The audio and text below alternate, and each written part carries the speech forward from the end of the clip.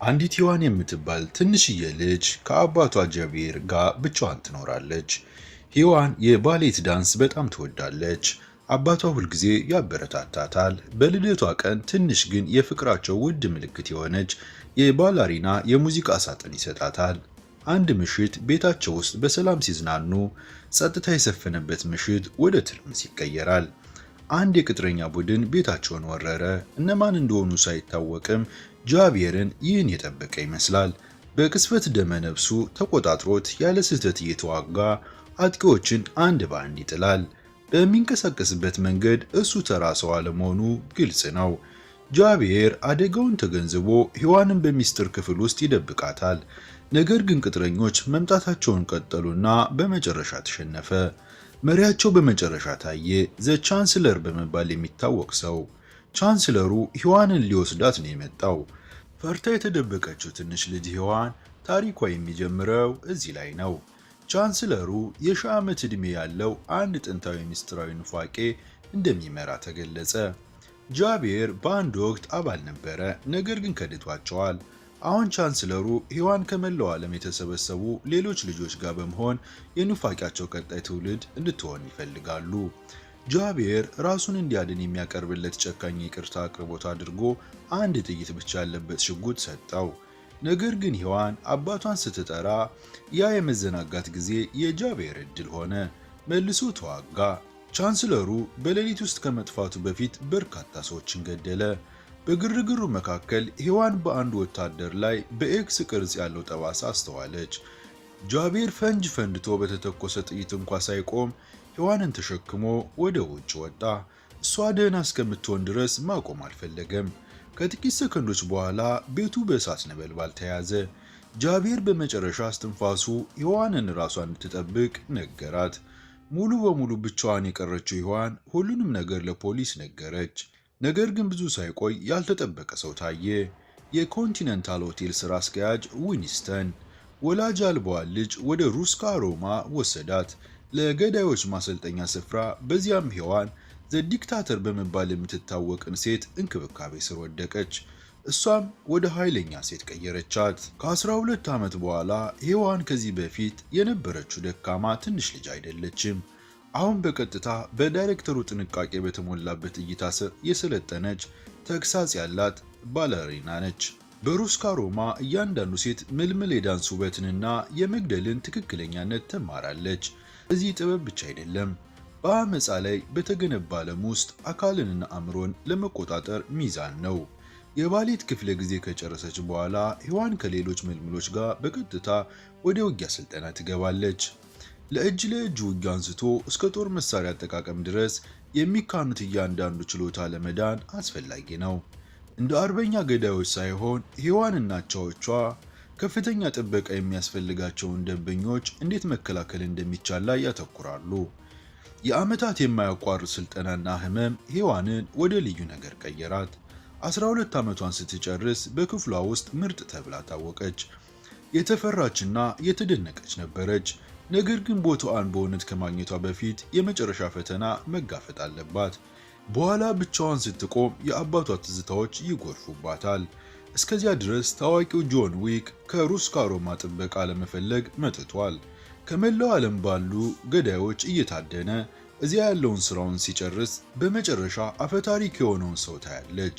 ሔዋን ስለሱ ታሪኮችን በህይወት ዘመኗ ሁሉ ሰምታለች። ስለማይቻለው ነገር የተቃወመ ሰው ለእሷ እሱ ከአፈ ታሪክ በላይ ነው።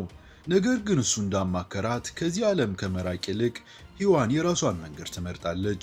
የመጀመሪያ ተልዕኳን ትቀበላለች፣ አንድን ባለጸጋ የእስያ ወራጅ ተፎካካሪ ድርጅት ለመጠበቅ። እርግጠኛና ደፋር ሔዋን ወዲያውኑ ወደ ተግባር ገባች። ከጥቂት ጊዜ በኋላ ተልዕኮው ገዳይ ይሆናል። አንድ የሰዎች ቡድን ወራሹን ይደበድባል። ነገር ግን ሔዋን አታመነታም። ስልጠናዋ ይቆጣጠራል። እያንዳንዱ እንቅስቃሴ ትክክለኛ ነው። እያንዳንዱ ጥይት የታሰበበት ነው። በሰከንዶች ውስጥ አጥቂዎች ይወድቃሉ። የመጀመሪያ ተልዕኳን በልዩ ትክክለኛነት ካጠናቀቀች በኋላ በመጨረሻ ኦፊሻላዊ የሩስካ ሮማ ንቅሳቷን ታገኛለች። የአባልነት ቋሚ ምልክትና ማንነቷን የሚያሳይ ምልክት። ከዚያ ቅጽበት ጀምሮ ስራዋ እየጨለመ ይሄዳል። እያንዳንዱ ምደባ ከዚህ በፊት ከነበረችበት እየገፋት ስነ ምግባርን ወይም ምህረትን የማትጠይቅ ጨካኝ ባለሙያ ያደረጋት። ነገር ግን አንድ ምሽት ወደ ቤቷ የሚወስደው መንገድ ላይ ሂዋን እሷን ለማጥፋት የተላከ ሌላ ገዳይ አድቦባታል። ውጊያው ፈጣንና ጨካኝ ነበረ እና በቀላሉ ትጥለዋለች። ከተፈጠረ ነገር በኋላ ስትመረምር ከ12 ዓመት በፊት አባቷን የገደለው ቅጥረኞች የነበራቸው ተመሳሳይ ምልክት የሆነው በሰውየው ክንድ ላይ ያለው ኤክስ ቅርጽ ያለው ጠባሳ ትመለከታለች። በትዝታ የተመታችው ሂዋን ወደ ዳይሬክተሩ ቢሮ ገብታ እውነትን ጠየቀች። ያኔ ነው ዳይሬክተሯ ስለ ጥንታዊ ኑፋቄ ሁሉንም ነገር እንደምታውቅ የተረዳችው። ነገር ግን ጦርነትን ለማስወገድ ዝምታን መርጣለች። ዳይሬክተሩ ሂዋንን እንድትርቅና ያለፈውን ነገር እንደተቀበረ እንድትተው ታስጠነቅቃታለች። ነገር ግን ሂዋን ትዕዛዝን በጭፍን የምትታዘዝ አይደለችም። የኮንቲኔንታል ስራ አስኪያጅ ዊኒስተን ከዳይሬክተሩ የተለየ ዊኒስተን በደግነትና በአክብሮት ይቀበላታል። የአንድ ወርቃማ ሳንቲም ሰጥታ ስለ ኑፋቄው መረጃ ጠየቀችው። ዊኒስተን ተስማማ። ነገር ግን ማስጠንቀቂያ ሳይሰጥ አልቀረም። እያሳደደች ያለችው ቡድን ተራ አምልኮ አይደለም። ለጭካኔና ለሰብአዊነት እጦት የታወቀ የሺህ ዓመት ዕድሜ ያለው የትርምስ ወንድማማችነት ነው። ከረጅም ጊዜ በፊት በከፍተኛ ጠረጴዛ ከሩስካ ሮማና ከኮንቲኔንታል ጋር ስምምነት ተፈራርመዋል። ሰላሙን ማፍረስ የአንድ ጊዜ የምድር ውስጥ ዓለምን የዋጠ ጦርነት እንደገና ሊያጥለቀልቅ ይችላል። ቢሆንም ሂዋን ቆርጣ ተነስታለች። ዊኒስተን የከፍተኛውን ጠረጴዛ ማዕከላዊ ኦፕሬሽን አገኘና የኑፋቄው አሁን ያለ አባልነት የሆነውን ፓይን የተባለ ሰው በፕራንግ በሚገኝ ኮንቲኔንታል ቅርንጫፍ ውስጥ እንዳለ ማወቅ ቻለ። ያለምንም ማመንታት ሂዋን በዚያ ምሽት ወደ ፕራንግ ተነሳች። እዚያ ያለው ኮንቲኔንታል በአደገኛ እንግዶች የተሞላ ነው። እያንዳንዳቸው በተመሳሳይ ያልተነገሩ ሕጎች የተገነቡ ባለሙያዎች ገዳዮች ናቸው። ከእነሱ መካከል ሌና የተባለች ሴት አለች። እሷም ተመሳሳይ ኢላማ ያላት ገዳይ ናት። ነገር ግን ሌና ብቻዋን እየሰራች አይደለም። ከመንገዱ ማዶ ካለ ህንፃ ቡድኗ ፓይንን ለመምታት ትክክለኛ ጊዜ እየጠበቀ ነው። ሂዋን ከጎኑ ወዳለው ክፍል ገባች።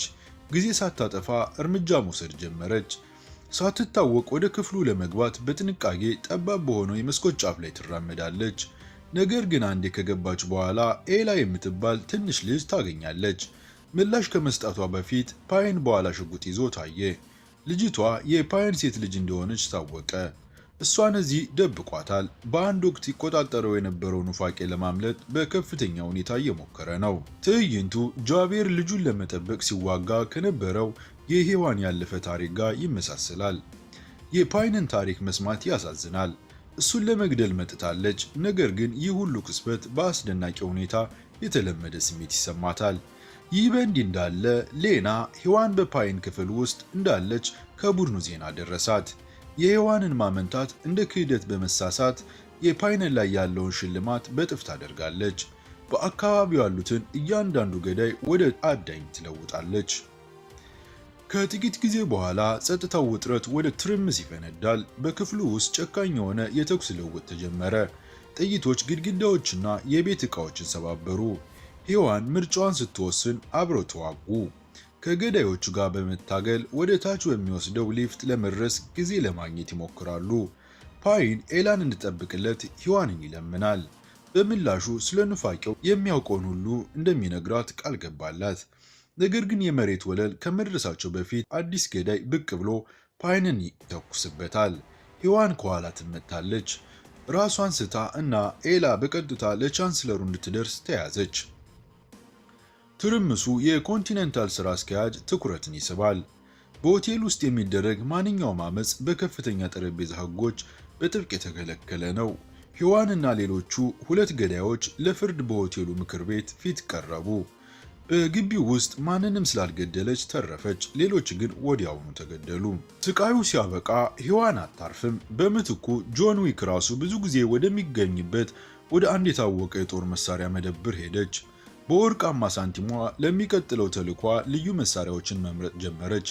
ነገር ግን ከመጨረሷ በፊት የኑፋቄው ቁጥረኞች ተከታትለዋት ስለደረሱባት በሩ ተከፈተ። ጥግ ላይ ተይዛ የምትሸሸግበት ቦታ ሳታገኝ ሂዋን ከመደርደሪያው ጀርባ የፈንጂዎችን ክምር አስተዋለች።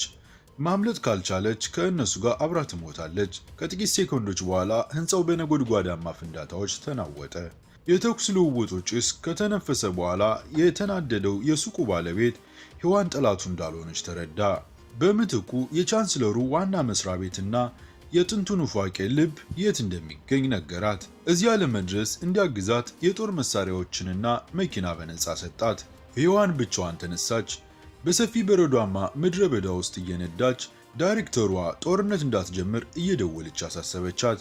ነገር ግን ሔዋን ትዕዛዝን የምትከተል አይደለችም። ልክ እንደ ጆን ዊክ ራሱ ግትር፣ ቆራጥና የሚመጣውን ሁሉ ለመጋፈጥ ዝግጁ ነች። በመጨረሻ በበረዶ በተሸፈነ መንደር ውስጥ ወደሚገኝ ትንሽ ምግብ ቤት ደረሰች። ተጓዥ መስላ ለመቀላቀል ሞከረች። ቡና አዘዘች። ነገር ግን በውስጥ ያሉት ሰዎች ማን እንደሆነች አስቀድመው ያውቃሉ። ብዙም ሳይቆይ አንድ ሰው ገብቶ ተኩስ ከፈተ። ካፌው ወደ ትርምስ ተለወጠ። ጨካኝ ውጊያ ነው። እሱ ፈጣን ነው፣ ግን በቂ አይደለም። ክንዶቹን ትሰብርና ያለምንም ማመንታት ትገድለዋለች። ከመተንፈሷ በፊት ከዚሁ ኑፋቂ አባል የሆነች ሴት ብቅ አለች። ውጊያው ኃይለኛና ግላዊ ነው። ለመዳን ሲታገሉ ሰዓኖችና ብርጭቆዎች ይሰባበራሉ። ነገር ግን ጥቃቶች እየመጡ ነው። ሔዋን ብዙ ትጋፈጥና የምትደበቅበት ቦታ አልቀራትም። ከፍ ወዳለ የጥበቃ ግንብ ላይ ሮጠች። የቻንስለሩ ሰዎች ተመለከቱና ከጥቂት ጊዜ በኋላ መንደሩ የማንቂያ ደወል ይጮዋል። ሲቪሎች ወደ በሮቻቸው ይሮጣሉ። ጎዳናዎች ባዶ ይሆናሉ። አደን በይፋ ተጀምሯል።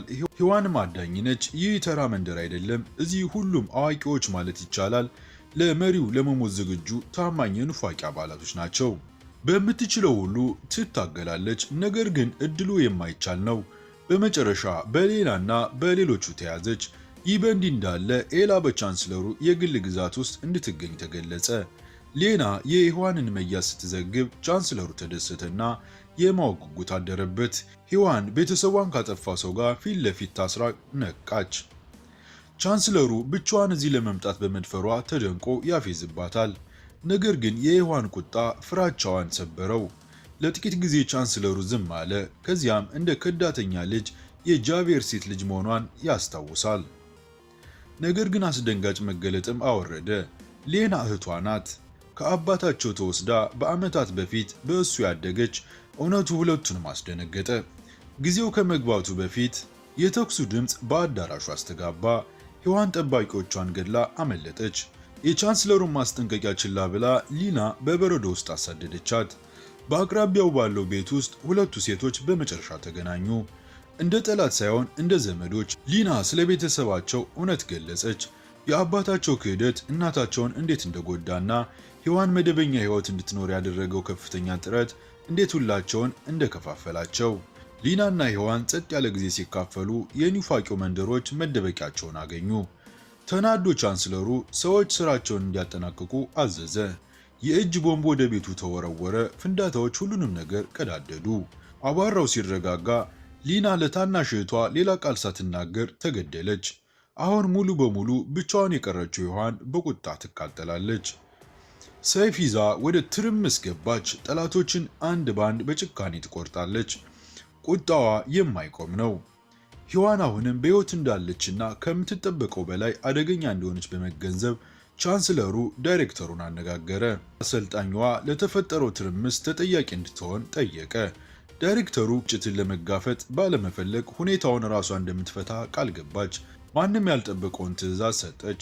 ጆን ዊክን ላከች። ቻንስለሩ ስሙን ሲሰማ ወዲያውኑ ሰዎቹ ጣልቃ እንዳይገቡ አዘዘ። ባባ ያጋ እየመጣ ነው። በግማሽ የፈረሰ ሕንፃ ፍርስራሽ መካከል ሔዋንና ጆን ዊክ በመጨረሻ እንደገና ተገናኙ። ይህንን ሕይወት ከኋላ ትታ እንድትሄድ የመጨረሻ ዕድል ሰጣት። ነገር ግን የሔዋን ጥላቻ በጣም ስር የሰደደ ነው። ለ12 ዓመት ያህል ተመሳሳይ ህመምን ከተሸከመች በኋላ ወደ ኋላ ለመመለስ ፈቃደኛ አልሆነችም። ከባድና የማያባራ ውጊያ ውስጥ ገቡ። የጆን ልምድ ከፍ ያደርገዋል እና ሔዋን ደጋግማ ትወድቃለች። ነገር የሆነ ነገር ያቆመዋል። ቁርጠኝነቷ ስለ ራሱ ያስታውሰዋል። ከመግደል ይልቅ ጆን ስምምነት አደረገ። የበቀል እርምጃዋን እንድትጨርስ ይፈቅድላታል። ነገር ግን እኩለ ሌሊት ከመምጣቱ በፊት ከከሸፈ እርሱ ራሱ ለማስቆም ይገደዳል። በዚህ ሔዋን የመጨረሻ ፍጥጫዋን ጀመረች። ግቢውን ታድናለች። ጠባቂዎችን በጭካኔ ትጥላለች። የጦር መሳሪያ ማከመቻ ስፍራ ውስጥ የእሳት ነበልባል ማስወንጨፊያ ታገኛለች። የአንድ ምት ገዳዮችን የሚያቃጥል የመረጠችው መሳሪያ ይሆናል። ነገር ግን ብዙም ሳይቆይ ከተመሳሳይ መሳሪያ ጋር የታጠቀ የቻንስለሩን ዋና አስፈጻሚ ያገኘች። ሁለቱ ዋሻዎችን እንደ ሲኦል የሚያበራ የእሳት ፍልሚያ ውስጥ የእሳት ማዕበልን ፈጠሩ። በመጨረሻ ሔዋን በተሰበረ መስኮት ዘላ በመግባት በቀላሉ ታመልጣለች። በበቀል ተነሳሽነት ሔዋን አትቆምም። የቀሩት ወታደሮችን አድና መንገዶቻቸውን የተዘዋወረች ሁሉንም ነገር ወደ ጭስና አመድ እስኪቀየር ድረስ ታቃጥላለች። ሰራዊቱ በከፍተኛ ሁኔታ እንደቀነሰ በመገንዘብ ቻንስለሩ ለመሸሽ ወሰነ። ኤላንም ይዞ ሄደ። ነገር ግን የሔዋን የእሳት ነበልባል ማስወንጨፊያ በመጨረሻ ባዶ ሆነ። የቻንስለሩ ሌተና ሲታይ በአቅራቢያው ያለው የውሃ ቧንቧ አይታ ያዘችውና ከፊቱ ቆመች። እሳትና ውሃ ከአስፈሪ ትግል ይጋጫሉ። ነገር ግን እሳቱ ያሸንፋል። ሔዋን ወደ ኋላ ትወረወራለች። መከላከያዋ እየፈረሰ ሌተናል ሊገላት ሲዘጋጅ ሁሉም ነገር ያለቀ በሚመስል ጊዜ አንድ ጥይት ተሰማ። የሌተናው መሳሪያ በእጆቹ ፈነዳ። ጆን ዊክ ጣልቃ ገብቷል። በጸጥታ እርዳታውን ሰጥቷል። በዚህ ጥይት እርሱ ራሱ ወደ ትርምስ ውስጥ ገባ። በእውነተኛው የጆን ዊክ ሽፋን የቀሩትን ወታደሮች አንድ ባንድ በማጥፋት እንደ ተፈጥሮ ኃይል የጦር ሜዳው ውስጥ ይንቀሳቀሳል። ሔዋን ቻንስለሩን ለማስቆም ወደፊት ትገፋለች።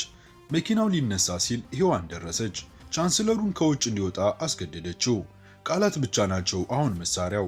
ነገር ግን ሔዋን ለመስማት እዚህ አልመጣችም። ሰዓቱ እኩለ ሌሊት አልደረሰም እና ስምምነቱን ታስታውሳለች። በቀዝቃዛ ትክክለኝነት ጨርሰዋለች እና የመጨረሻዎቹን ሰዎች ታጠፋለች። ጆን ዊክ ሜዳውን ካጸዳ በኋላ ውሉን ላለማጠናቀቅ ወሰነ። በምትኩ ሔዋንና ኤሊያን በነፃ ለቀቃቸው። ወደ ዳይሬክተሩ ሪፖርት ሲያደርግ ሔዋን አስቀድማ ቻንስለሩንና ተከታዮችን እንደገደለች ይነግራታል። ዳይሬክተሯ ምንም አትልም። ከሁለት ቀናት በኋላ ለአፍታ ሰላም ተመለሰ። ሔዋን ኤላን ከአባቷ ፓይን ጋር ታገናኛለች።